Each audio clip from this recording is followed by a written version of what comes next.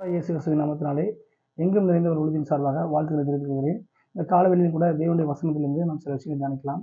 இன்றைக்கு செய்தியுடைய தலைப்பு என்னவென்று சொன்னால், வேறுபட்ட பழக்கம் என்கிற தலைப்பில் நாம் பார்க்க போகிறோம். அதுக்கு ஆதாரமாக எடுத்து வந்த வேத வசனம் எஸ்தர் எழுதின புத்தகம் 3ஆம் அதிகாரம் 8ஆம் வசனத்தை நாம் தியானிக்கலாம். அந்த வசனத்தில் என்ன சொல்லுது பார்ப்போம்.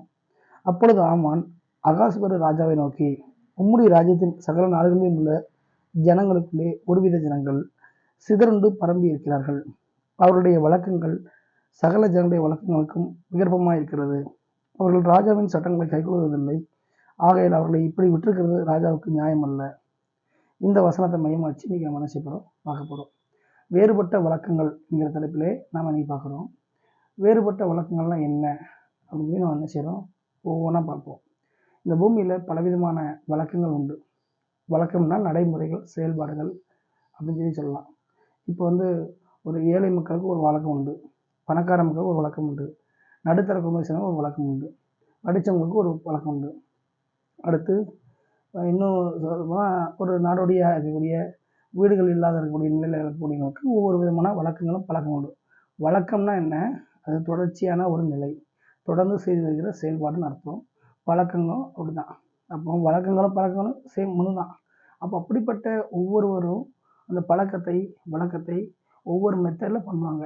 இப்போ தமிழ்நாட்டில் ஒரு மாதிரி பண்ணுவாங்க, கேரளாவில் ஒரு மாதிரி பண்ணுவாங்க. இன்னும் ஒவ்வொரு இடத்துலையும் ஒவ்வொரு விதமான அந்த கலாச்சாரத்துக்கு ஏற்ற மாதிரி என்ன செய்வாங்க, அவங்களுடைய வழக்கங்கள் இருக்கும். நம்ம கூட ஒரு விருந்து வீட்டுக்கு போகிறோம், ஒரு கல்யாண வீட்டுக்கு போகிறோம் அப்படின்னு வச்சுக்கோங்களேன். பார்ப்போம், இது எங்கள் வழக்கம், நாங்கள் இப்படி தான் பண்ணுவோம், நாங்கள் அப்படி பண்ண மாட்டோம் அப்படிலாம் சொல்ல நம்ம கேள்விப்பட்டிருக்கோம்.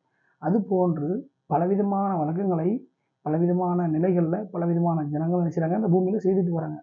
அதை போல செய்து கொண்டு வந்தாலும் இன்றைக்கு நாம் அதே பாணியில பார்க்குறது ஒரு வழக்கம். என்னென்னா வேறுபட்ட பழக்கம் இந்த தரப்பில் பார்க்குறோம். இந்த வேறுபட்ட வழக்கம் உலகத்தில் பார்த்தீங்க அப்படின்னா இருந்தாலும் நம்ம அந்த தரப்பில் பார்த்தாலும் யாருக்கு வேறுபட்ட வழக்கம் சொல்லி பார்க்கணும். அந்த சம்பவத்தை பார்க்கும்போது எஸ்தர்னு ஒரு புஸ்தகம் இருக்குது. அந்த புஸ்தகத்தில் அகாஸ்வேருங்கிற ராஜா ஆளுகை செய்கிறாரு. சுமார் 100க்கும் மேற்பட்ட இடங்களை என்ன செய்கிறாரு, அவர் ஆளுகை செய்கிறாரு, தேசங்களை ஆளுகை செய்கிறாரு. அந்த ராஜாவுக்கு பார்த்தீங்கன்னா முக்கிய பொறுப்பாக ஆமான்கிற ஒருத்தர் இருக்கிறார். அவர் பார்த்தீங்கன்னா ராஜா கிட்ட ஒரு விஷயத்த சொல்லுவார். ராஜாவே, 100க்கும் மேற்பட்ட தேசங்களில் இருக்கக்கூடிய இடமும் நீங்கள் ஆளுகை செய்கிறீங்க. எல்லா மக்களுக்குள்ளும் பார்த்தீங்க அப்படின்னா அவங்க அந்த மக்கள் கூட்டத்தில் ஒரு விதமான மக்கள் கூட்டம் இருக்கிறாங்க. அவங்க ராஜாவையும் உங்களுடைய சட்டங்களை செய்கிறது கிடையாது. அவங்களுடைய பழக்க வழக்கங்களும் மற்ற எல்லா காரியங்களுடைய பழக்க வழக்கங்களும் வித்தியாசமாக இருக்கிறது. இப்படியே விட்டுறாதீங்கன்னு அந்த ராஜாவுக்கிட்ட நினச்சிடான் தப்பான செய்தியை போட்டு கொடுக்குறான். அதான் இந்த செய்தி. அப்போ அந்த ஒருவித ஜனங்கள்லாம் யாருன்னா யூத ஜனங்கள், இஸ்ரவேல் ஜனங்கள், கர்த்தருடைய பிள்ளைன்னு அர்த்தம். அடுத்து மற்ற ஜனங்கள்லாம் தேவனை அறியாத ஜனம் அப்படின்னு அர்த்தம். அப்போ அப்படிப்பட்ட தேவனை அறியாத அந்த ஜனங்களுடைய வழக்கங்கள் எல்லாமே சேம் ஒன்றா இருக்குது. அவங்கள்ட்ட இருக்கக்கூடிய அந்த பழக்கங்களை விட மாறுபட்டதாக தேவ ஜனங்களுடைய பழக்க வழக்கங்கள் காணப்படுகிறது. பாருங்க, ஒரு புறவினத்தாராகிய ஒரு நபர், தேவனை அறியாத ஒரு நபர், அவர் கொடுக்குற ஸ்டேட்மெண்ட் என்னன்னா, அவர் குறை சொல்றவரா போட்டு கொடுக்குறவரா அதில் இருந்தாலும் அவர் சாட்சியும் கொடுக்குறாருன்னு அதை பார்க்குறோம். என்னன்னா, மற்ற எல்லா ஜனங்களும் ஒன்று போல இருக்கிறாங்க, பழக்க வழக்கம் கரெக்டாக இருக்குது, இவங்க மட்டும் வித்தியாசமான ஒரு வழக்கங்களை கொண்டு இருக்கிறாங்கன்னு மறைமுகமான ஒரு சாட்சி கொடுக்குறாரு.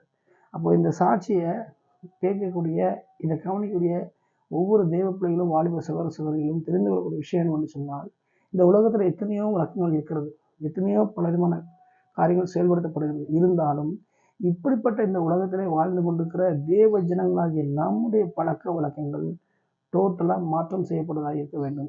அதான் நம்ம என்ன செய்ய போகிறோம், தலைப்பாசி பார்க்குறோம்.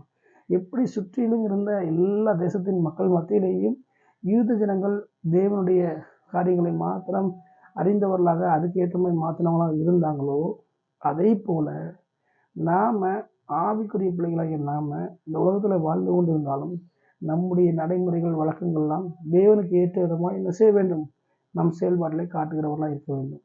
அதை நம்ம பார்க்குறோம். அவங்க பழக்கங்கள் எப்படி இருந்ததுன்னு ஒரு 3 பாயிண்ட் நம்ம பார்க்கலாம். முதல்ல அவங்க தொழுது கொள்ளக்கூடிய விஷயத்தில் யூத ஜனங்கள் விஷயங்க தேவனுக்கு முதலிடமும் முக்கியத்துவமும் கொடுத்தாங்க. இரண்டாவதாக அவங்க தேவனுக்கு விரோதமான பிரியமில்லாத எந்த காரியத்தையும் செய்யக்கூடாதுன்ட்டு அவங்க நினைச்சாங்க, தீர்மானம் எடுத்தாங்க.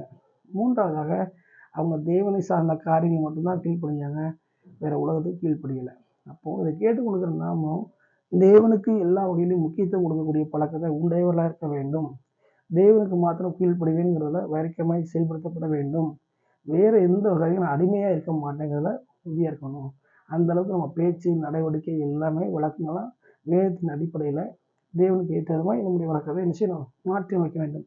அப்படி மாற்றி அமைக்கும் பொழுது இந்த உலக வழக்கமும் நமக்கு செட் ஆகாதபடி இருக்கும். நம்ம அதை பார்த்து சோர்ந்து போகக்கூடாது. அப்படி நம்ம இருக்கும் பொழுது அநேகர் எழும்பலாம், பேசலாம். ஆனால் கர்த்தர் நம்மோடு என்ன செய்வார்? இருப்பார். அதை நம்ம புரிஞ்சுக்கணும். அப்போ இன்னும் இன்னைக்கு நமக்கான செய்தி என்னன்னா, எப்படி யூத ஜனங்களுடைய வழக்கங்கள் மற்ற ஜனங்களுக்கு வழக்கங்களுக்கும் வித்தியாசமாக இருந்ததோ, விகற்பமாக இருந்ததோ, அதே போல் இந்த உலகத்தில் வாழ்ந்துக்கிற நம்முடைய பழக்க வழக்கங்கள் மற்றவங்களோட பழக்கங்கள் ஒன்றும் என்ன செய்யக்கூடாது? ஒன்றா இணைஞ்சிடக்கூடாது. நம்ம காரியம் டிஃப்ரெண்ட்டாக இருக்கணும். வேதத்தின் அடிப்படையில், வேதத்தை சார்ந்த விதமாக, தேவனுக்கு முக்கியத்துவம் கொடுக்குற விதமாக, தேவனத்தோட யாருக்கும் அடிபணியாத ஒரு அனுபவமாக என்ன செய்யணும்? நம்முடைய வழக்கம் இருக்க வேண்டும். அதை தான் நம்ம இன்னைக்கு பார்க்கணும். இன்னைக்கு எல்லாரும் என்ன செய்கிறாங்கன்னா, தேவ ஜனங்களாகிய ஒவ்வொருவரும் தெரிஞ்சோ தெரியாமலோ, அதனால் என்ன, எல்லாம் ஒன்று தான், எல்லாம் ஒன்று தான் சொல்லி அவங்க அப்படியே இசைஞ்சு போகிறாங்க, நடிக்கிறாங்க, கலப்படமாக பண்ணுறாங்க. அப்படி அல்ல. அப்படி போகாதபடிக்கு மற்றவங்களுக்கு நமக்கு வித்தியாசம் இருக்கிறதுங்கிறதை புரிந்தவர்களாக, இந்த யூத ஜனங்களைப் போல வேறுபட்ட ஜீவிக்கிறவர்களாக நம்முடைய பழக்க வழக்கங்கள் மற்ற பழக்க வழக்கங்கள் வித்தியாசமானது என்பதை அறிவுறுத்தும்படியாக நம்முடைய செயல்பாடுகள் நிச்சயம் இருக்க வேண்டும்.